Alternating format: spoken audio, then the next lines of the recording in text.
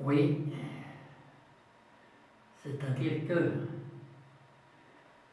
pour donner un message, je n'ai pas donné la base.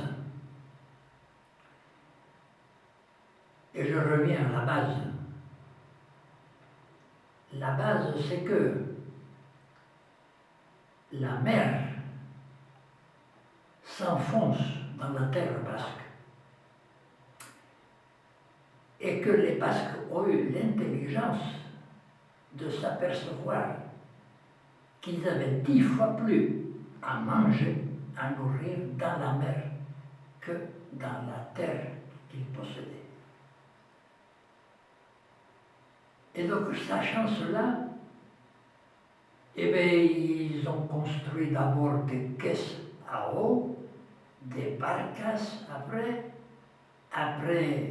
des bateaux, jusqu'à la fameuse caravelle qui a permis à Christophe Colomb d'aller là-bas à Santo Domingo, et que les Basques, ils ont toujours continué à faire des barques.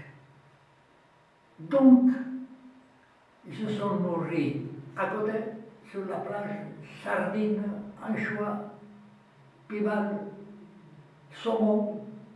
Après, ils ont continué la morue, le hareng,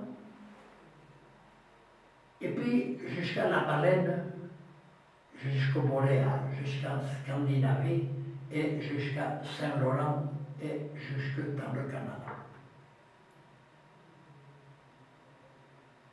Alors donc, ma conclusion était que les Basques, par le fait que la mer est rentrée dans la terre basque, ils étaient dans l'obligation d'émigrer.